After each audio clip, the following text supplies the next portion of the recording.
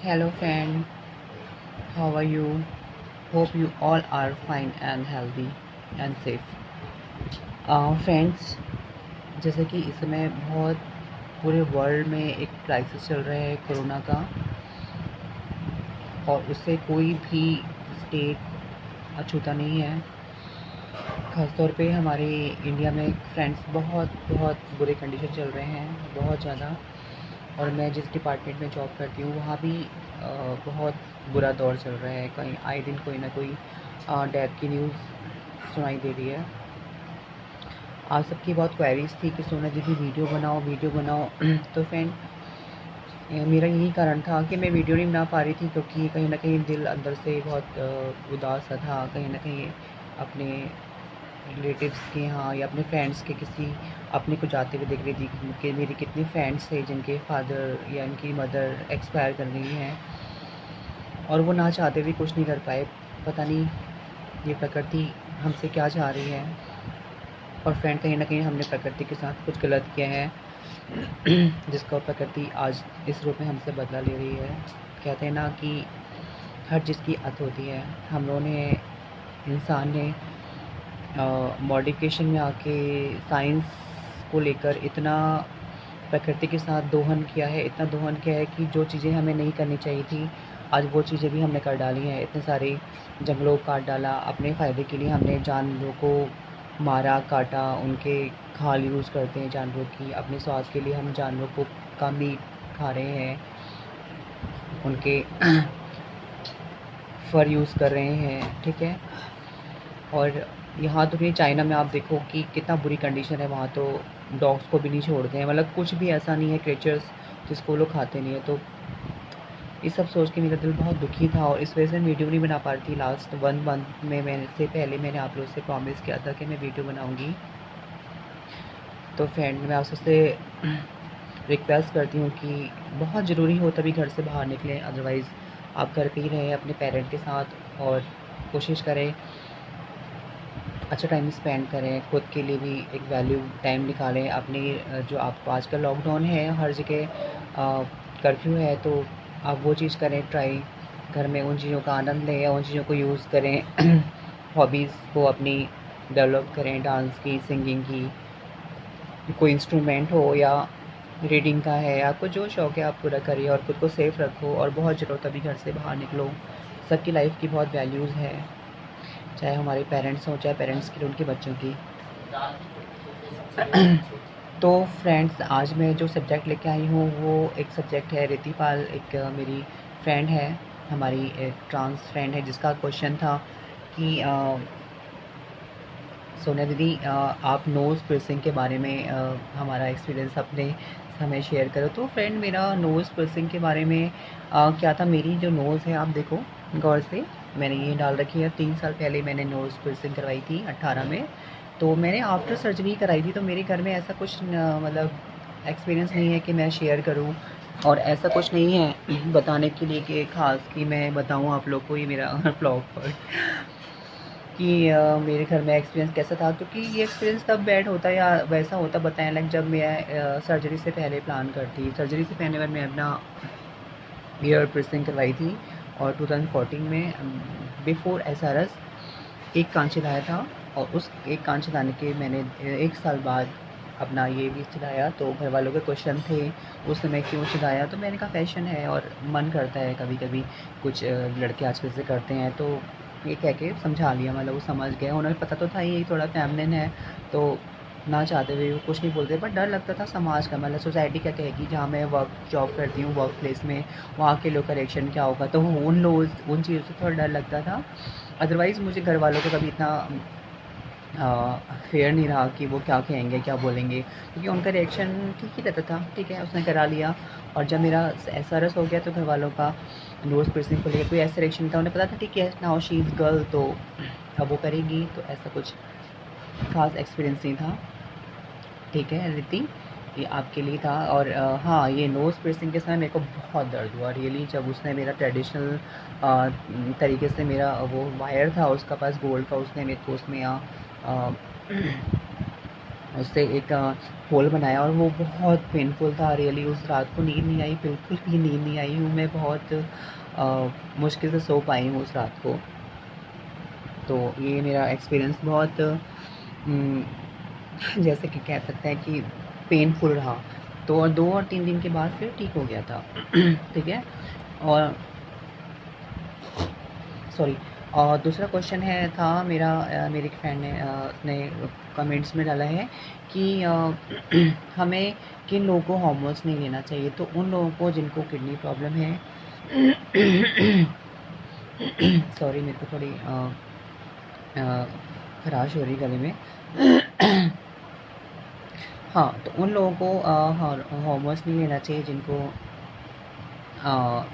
Fatty liver है, जिनको liver की प्रॉब्लम है, ठीक है, जिनको हाई ब्लड प्रेशर हाई रहता है, बहुत ज़्यादा लो रहता है, शुगर पेशेंट, ऐसे लोग हैं, या जो बहुत ओवर एज हैं, जिनको इनकी एज 45 प्लस या 50 है, वो प्लानिंग कर रहे हैं सरस के लिए। तो सही से डायग्नोज करा के अपना पूरा बॉडी को सही से आपका KFT LFT, ठीक है, ये सब करवा के किडनी लंग्स सबका आप टेस्ट कराइए कि आपके वो हेल्दी है नहीं है। उसके बाद आप हार्मोन्स लीजिए, क्योंकि हार्मोन्स हमारी पूरी बॉडी पे इफ़ेक्ट करता है। आप जानते हो केमिकल रिएक्शन होता है हमारी बॉडी में। अब तक इतने टाइम तक टेस्टोस्टेरोन बन रहा था, तो टेस्टोस्टेरोन बनने के बाद हम एस्ट्रोजन ले रहे हैं, तो पूरी बॉडी हमारी चेंज हो रही है, पूरी बॉडी फिर से डेवलप हो रही है, ठीक है। तो उन लोगों को बिल्कुल हार्मोन्स इतना बिना सोच समझे स्टार्ट नहीं करना चाहिए जिनको किडनी की प्रॉब्लम है, ठीक है। लीवर की प्रॉब्लम, फैटी लीवर है, शुगर है, हाई ब्लड प्रेशर रहता है बहुत ज़्यादा, ठीक है।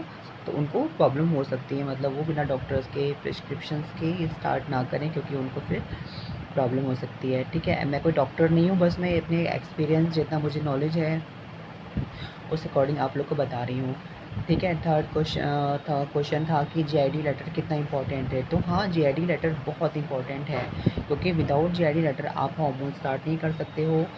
GID लेटर के बेस पे ही एक एंड्रोलॉजिस्ट आपको हार्मोन्स स्टार्ट करता है, और GID लेटर के अप्रूवल के बाद ही आपका SRS होता है। टेस्टिकल रिमूवर के लिए भी आपको GID लेटर चाहिए।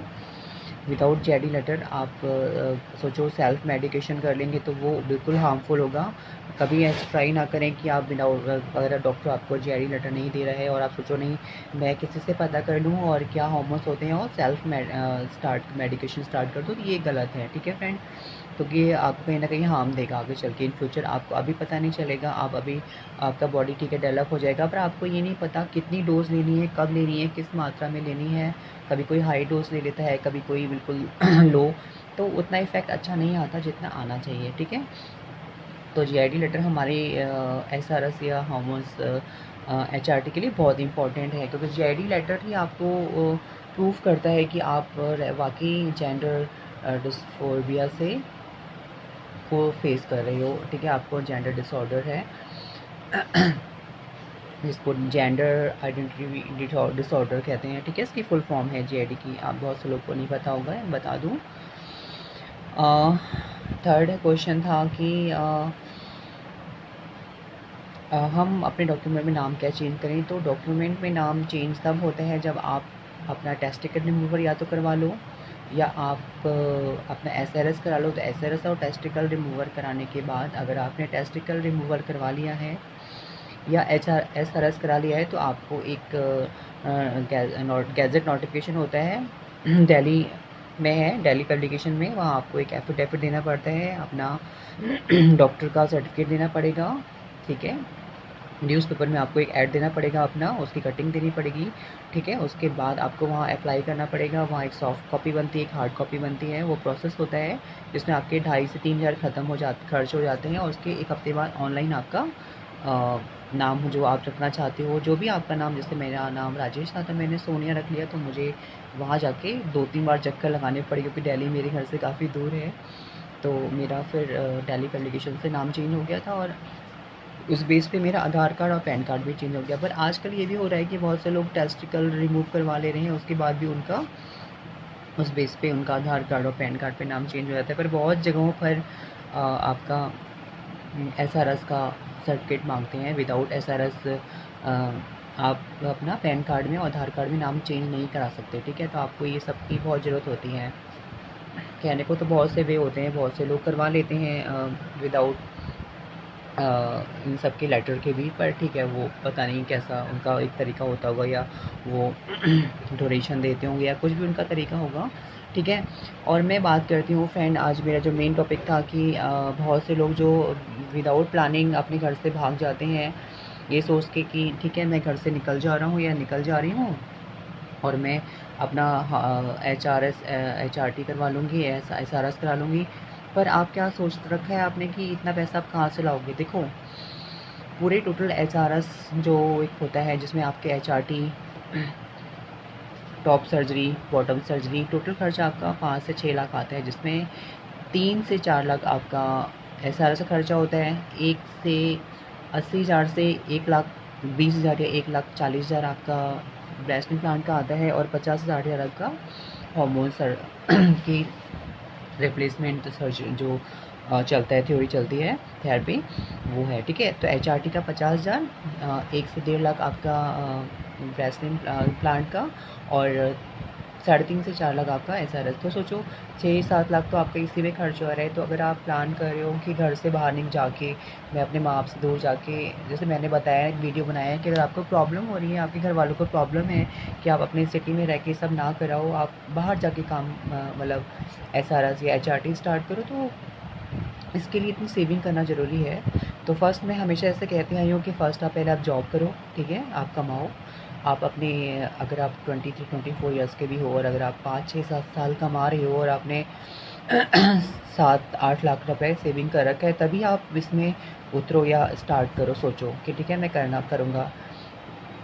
और अगर आपकी एज 32, 33, 34 भी हो जा रही है, तो नो प्रॉब्लम। एज, देखो, एज मैटर नहीं करती, एज मैटर तब करती है जब आपके घर वाले रेडी हों। अगर आप 18 साल के हो और आपके घर वालों को, अपने घर वालों को बता दिया है अपने बारे में कि मेरे को ये है, जेंडर डिस्फोरिया है, और मुझे ऐसा नहीं रहना, मुझे लड़की बन के रहना है, और आपके घर वाले भी रेडी हैं, ठीक है, हमारा बच्चा उस चीज़ को फेस कर रहा है, वो स्ट्रगल कर रहा है लाइफ के लिए, और वो रेडी है, तो ठीक है उस एज में। अगर आपके पेरेंट्स रेडी नहीं है और वो कह रहे नहीं हम अलाउ नहीं करेंगे, या हमारी तरफ से एक पैसा नहीं मिलेगा, तो फिर आपको खुद ही सेविंग करना है ना, क्या आपको खुद प्लान करना है। तो आपकी फिर जाहिर सी एज है 32, 28, 30, 32, 35 तक हो ही जाती है, ठीक है। तो वो ठीक है, आप उस बात को छोड़ो, बहुत ज़्यादा एज नहीं होती है। बहुत से लोग लेट 50s में कराते हैं, 45 के बाद कराते हैं, लॉस लोग 55 के बाद भी कराते हैं। तो बस इतना ही होता है कि उतना अच्छा इफ़ेक्ट नहीं आ पाता, इफ़ेक्ट लेट आता है, उतना अच्छा फेमिनाइजेशन नहीं आता जितना आपका 18 से 20, 22, 21 साल में जो कराते हैं, HRT लेते हैं, उनका एक अच्छा फुल फेमिनाइजेशन आता है। और वैसे भी फुल फेमिनाइजेशन आने के लिए 5 साल लगते ही लगते हैं, चाहे आप 25 साल में कराओ, 18 साल में कराओ, या 50 साल में कराओ, तो इतना टाइम लगता ही है फुल फेमिनाइजेशन आने में। मेरे को भी 5 साल लगे मेरे को फुल फेमिनाइजेशन होने में। अभी भी आप, मैं कहीं जाती हूँ तो कुछ लोग कंफ्यूज हो जाते हैं, मतलब उनको, क्योंकि मेरी हाइट ज़्यादा है, तो वो उनको लगता है इतनी हाइटेड लड़कियाँ नहीं होती। मेरी हाइट 5'9" है, तो नॉर्मली इतनी लड़कियों की हाइट नहीं होती। अदरवाइज़ मेरा फेस में फुल फेमिनाइजेशन है। अगर मैं कहीं भी जाती हूँ ऑफिस में या कहीं बैंक में, तो अ, ऐसा कोई कन्फ्यूज़न नहीं दिखता मुझे कि लोग मुझे देख के कन्फ्यूज़ हो रहे हैं। हाँ, कभी-कभी मैं उस जगह जाती हूँ जहाँ बहुत शॉर्ट हाइट लोग हैं, जहाँ सब लोग घंटे-घंटे हैं और मेरी हाइट में ज़्यादा है, तो वो पूरा ऊपर से नीचे तक एग्ज़ामिन करते हैं कि इतनी लंबी है, ये लड़की कौन है और इतना हाइट क्यों है। वो पूरा मेरा हाथ-पैर, मेरा हर चीज़ को वो बिल्कुल गौर-गौर से देखते हैं और पता करने की कोशिश करते हैं कि, तो ठीक है, मेरे को कोई शर्म भी नहीं आती है कि ये कहने में कि मैं एक ट्रांस वूमेन हूँ या मैं ट्रांस गर्ल हूँ। ठीक है, I proud to be a trans girl, I proud to be a transgender, okay.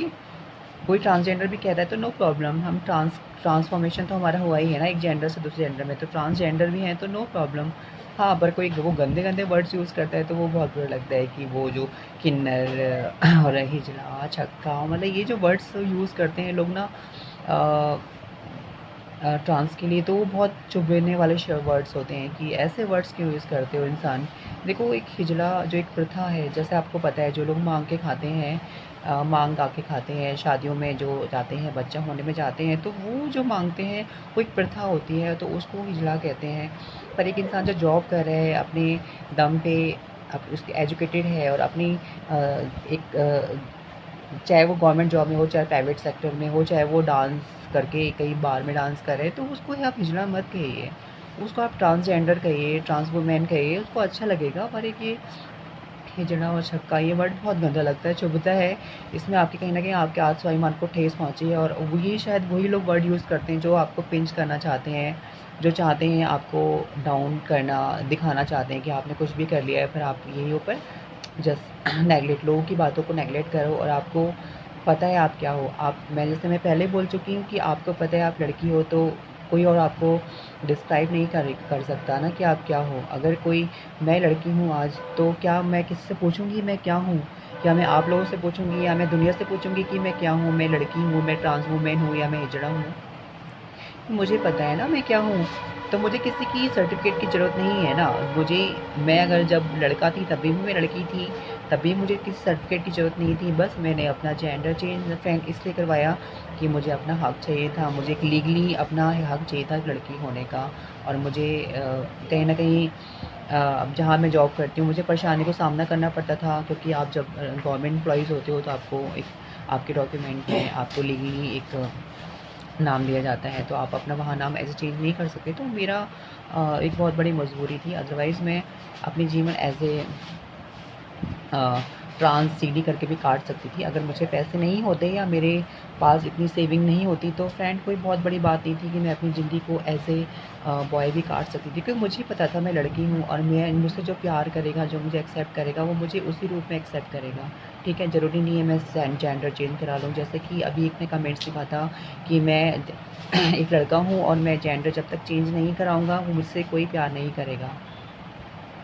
तो मैंने उसको रिप्लाई किया था कि क्या ऐसा उसका प्रूफ़ है या क्या ऐसा अ, गारंटी है कि आपने जेंडर चेंज करा लिया, आप लड़की बन गए, आपने बिल्कुल फ़ेमिनिन हो गए और वो आपसे प्यार करे, क्या पता फिर भी आपको यूज़ करे और फिर भी आपको उसी नज़र से देखे।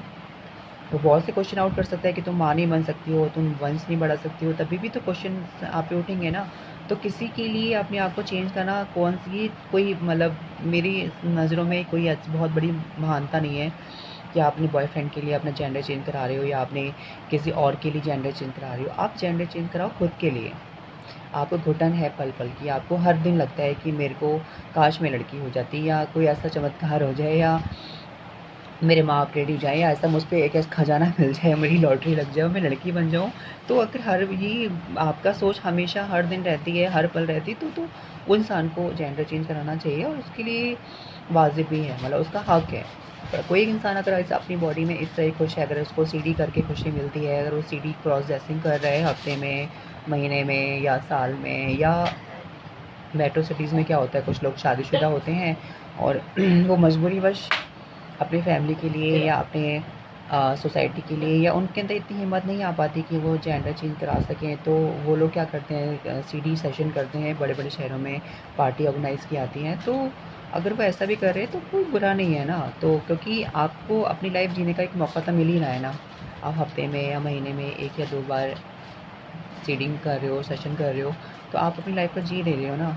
ज़रूरी नहीं है कि फुल फॉर्म में आना, या ज़रूरी नहीं है हर किसी के संग अच्छा ही हो कि वो जेंडर चेंज करा ले तो उसको बिल्कुल एक्सेप्टेंस मिल जाए पूरी सोसाइटी में, उसकी फैमिली में या जहाँ वो जॉब करता है। ये कोई ज़रूरी नहीं है। देखो, हर चीज़ के 2 पहलू होते हैं, अच्छा भी हो सकता है, बुरा भी हो सकता है। तो ये एक आपके कर्मों पे डिपेंड करता है या आपके बाय लक लक पे भी डिपेंड करता है कि आपको कैसा माहौल मिला हुआ है, आपको एक्सेप्टेंस मिलेगी नहीं मिलेगी, क्योंकि एक्सेप्टेंस बहुत ज़रूरी होती है अगर आपने जेंडर चेंज करा लिया है। और जेंडर चेंज कराने के बाद भी आपको सोसाइटी में या फ्रेंड्स सर्कल में या आप जिस फैमिली में रहते हो और आपको एक्सेप्टेंस नहीं मिल रही है, तो ये एक बहुत बड़ा दुख का कारण होता है। आप हमेशा घुटते रहोगे, यार मैंने अपनी लाइफ को चेंज कर दिया, मैंने खुद को पूरा चेंज कर दिया और फिर भी मुझे एक्सेप्टेंस नहीं मिल रही है। तो ये एक बहुत बहुत दुखद बात होती है। मैंने बहुत से ट्रांस को देखा है जो अकेले पड़े हैं, जिन्होंने जेंडर चेंज करा लिया है, वो अपनी फैमिली से दूर पड़े हैं, उनका कोई दोस्त भी नहीं है, क्योंकि जो जेंडर चेंज नहीं करा पाते हैं वो तो बॉय हैं, तो वो उनसे दूरियां बना के रखते हैं कि अरे लोग क्या कहेंगे, तो वो कहीं ना कहीं अकेले जीवन जी रहे हैं, वो फ्रस्ट्रेटेड हैं लाइफ से।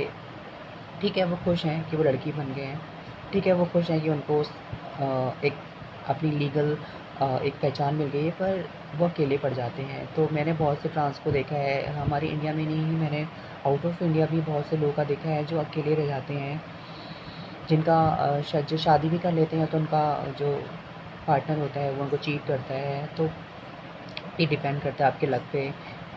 और मैं कहीं न कहीं कर्मा पे मानती हूँ, जैसे मैं बहुत कर्मा पे बिलीव करती हूँ। मुझे लगता है अगर आपके कर्मा, पिछले जन्म के कर्मा इतने अच्छे हैं या थे, और आपने इस जन्म में भी अच्छे कर्म कर रहे हो, तो आपके संग अच्छा ही होगा। पर कुछ लोग अच्छा करते हैं फिर भी उनके साथ बुरा होता है। तो मैं मानती हूँ शायद आपके पिछले जन्म के कुछ कर्मास ऐसे थे जिन वजह से आपको सफ़र करना पड़ रहा है। तो फ्रेंड, बहुत सोच समझ के डिसीजन लेना, अपने पेरेंट्स से कभी का दिल मत दुखाना। अगर वो रेडी होते हैं तो बहुत अच्छी बात है, और अगर वो आपकी इस डिसीजन से उनको कुछ होता है, अगर उनको हार्ट की प्रॉब्लम होती है या वो घुटते हैं हर पल आपको देख देख के, और बाकी वो एक्सेप्ट नहीं कर पाते, तो फ्रेंड मैं ये कहूँगी कि अपने जीवन को सेक्रीफाइस कर दो अपनी फैमिली के लिए। अगर आपकी फैमिली में इस कंडीशन तक आपकी माँ या बाप को बर्दाश्त नहीं है, या वो आपको लगता है कि ऐसा कर लूँगा या कर लूँगी, तो आपको एक्सेप्ट ही नहीं कर पाएंगे, या वो मर जाएंगे, या वो उनकी लाइफ कम हो जाएगी, तो मेरे ख्याल से आप ये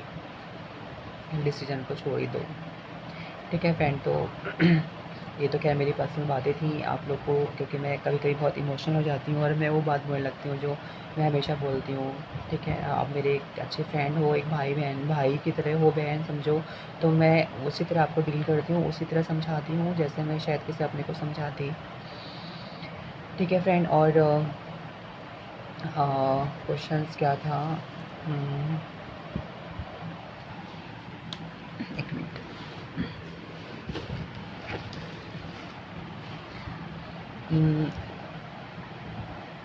जेंडर के बारे में बात कर ली,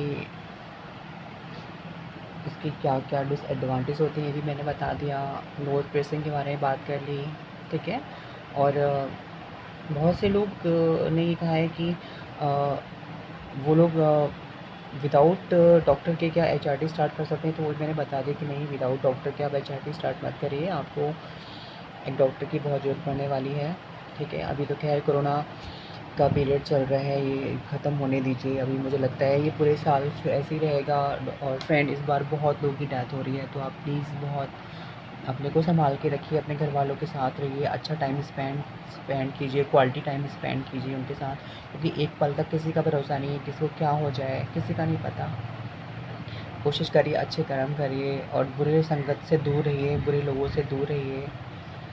ज़रूरी नहीं है लाइफ में एसआरएस कराना, और एसआरएस के चक्कर में अगर आपके सारे रिलेशन ख़त्म हो जा रहे हैं, अगर एसआरएस या एचआरटी या जेंडर चेंज करने के बदले आपके सारे रिश्ते ख़त्म हो रहे हैं, अगर आपको लग रहा है मेरे सारे रिश्ते दूर चले जाएंगे, मेरे माँ बाप, मेरे भाई बहन, मेरे दोस्त, तो फ्रेंड मैं फिर ये कहूँगी कि फिर ऐसे डिसीजन को छोड़ ही दो, जिससे आपको इतने लोगों का बलिदान देना पड़ रहा है, इतने सेक्रीफाइस करने पड़ रहे हैं, तो क्या फ़ायदा। आप अकेले पड़ जाओगे, आपको अपनी लाइफ तो मिल जाएगी, आपको अपनी संपूर्णता मिल जाएगी, पर क्या फ़ायदा उस संपूर्णता में जिसमें आपके अपने ही ना हो उस खुशियों में। खैर, ये आपके डिसीजन है, मैं अपनी एक एक्सपीरियंस बातें बोल सकती हूँ, ये मेरा एक्सपीरियंस है। मैं देखती हूँ मेरे बहुत से ऐसे फ्रेंड हैं जो अकेले पड़ गए हैं, जो अकेले हैं, जिनके पूरी फैमिली ने उनको छोड़ दिया है, तो वो घुटते हैं, उनको लगता है ये डिसीजन गलत था, शायद हम पहले ठीक थे, हम पहले सही रहते थे, हम बॉय थे फिर भी क्या था, हम सीडिंग कर लेते थे, सीडी करके हम खुश रहते थे। पर मेरा मैटर अलग था, मेरा मैटर, मेरे घर में ऐसा कोई था नहीं, मेरी मम्मा ही है, मेरे फादर नहीं थे, मेरे भाई भी नहीं है, तो मेरी बहनें थी, तो मेरा प्लस पॉइंट था कि मैं अकेली थी, और मैं पूरे घर को सँभालने की ज़िम्मेदारी मुझ पे ही थी, तो मैंने करा, तो मुझे एक्सेप्टेंस मिली। ना चाहते भी उन्हें मुझे एक्सेप्टेंस देना ही पड़ा। ठीक है, तो मेरा एक मैटर अलग था। तो ज़रूरी नहीं है हर किसी का लक मेरे जैसा ही हो, या हर किसी का जो एक माहौल हो मेरी तरह ही पॉजिटिव नेगेटिव से पॉजिटिव में हो जाए, ये सबके साथ नहीं हो सकता। इसलिए बहुत सोच समझ के आप ट्राई करो, और कोशिश करो आप खुश रहो। खुश रहना बहुत ज़रूरी है। मैंने जैसे कहा कि अपने को पाना ही बहुत ज़रूरी है। आप अगर बॉय भी हो और आप सीडी करते हो, तभी ये भी आपके लिए बहुत बड़ा एक उतना कोई ये मौका भी नहीं मिल पाता सीडी करने का। ठीक है, और आप ये सोचो ना, कितने लोग तो ऐसे हैं जो बेचारे हैंडीक्राफ्ट हैं, जिनकी जो बदसूरत हैं, जिनकी आइज़ नहीं है, जिनको पोलियो है, या जो शॉर्ट हाइटेड हैं बहुत ज़्यादा, जो बिल्कुल कुरूप हैं, आप उनको देखो तो उनसे आप बहुत बहुत गुना बेहतर हो। वो लोग तो सीढ़ी सेशन भी नहीं कर पाते हैं, जिन जो 2 वक़्त की रोटी के लिए तरसते हैं। मैंने बहुत सी सीढ़ी ऐसी देखी हैं, ट्रांस जो लड़के हैं जो खाने को तरस रहे हैं, जिनको खाना ही मिल जाए वो बहुत है, तो वो सीढ़ी सेशन क्या करेंगे? तो उनकी लाइफ के बारे में सोचो तो आप बहुत आगे हो, बहुत अच्छे हो, आपको 2 वक़्त की रोटी मिल रही है, आपके सर पे छत है, आपके माँ-बाप आपके साथ हैं, आपको अच्छा कपड़ा पहनने को मिल रहा है। तो यही लाइफ में बहुत कुछ ब्लेसिंग्स हैं। भगवान को ग्रैटिट्यूड करा करो कि उसने हमें इस लायक बनाया, इतना ही दे दिया ये बहुत है। और अगर उसके आपकी लाइफ में ये लिखा है कि आपको जेंडर चेंज कराना है, तो होगा, और अगर नहीं होगा तो आपके ऑब्स्टेकल आते जाएंगे आपके लाइफ में। ये सब नहीं होगा, और इसमें भी कुछ अच्छा ही होगा। ठीक है फ्रेंड, तो इसी के साथ और इसी बात के साथ मैं ख़त्म करूँगी, और फिर आपसे रिक्वेस्ट करूँगी कि friend be safe, be careful. अपने हाथ को बार बार धोते रहिए, अपने हाथ को सैनिटाइज़ करते रहिए। घर से बाहर निकलो, अगर बहुत ज़रूरी काम है तभी घर से बाहर निकलो। इससे मैं HRT सब कुछ का प्लान मन से निकाल दो। क्वालिटी टाइम घर के वालों के साथ स्पेंड करो। और अगर घर वालों के साथ नहीं है, बाहर है, तो अपनी कुछ हॉबीज़ को डेवलप करो, जो आपके अंदर हॉबीज़ जैसे डांसिंग, म्यूज़िक, राइटिंग, पोइट्री, जो भी आपके अंदर है, जो टेक्निकल माइंड हो तो टेक्निकल जो भी करना चाहते हो आप करो, हॉबीज़ डेवलप करो। और मुझे कमेंट्स करना अगर मेरी बात का कोई आपको बुरा लग गया हो तो उसके लिए सॉरी। पर मैं वही कहती हूँ जो मेरा दिल कहता है और जो मेरा एक्सपीरियंस कहता है। तो इसी के साथ मैं अपनी वीडियो को ख़त्म करूँगी friend, and see my look. Okay friend, bye.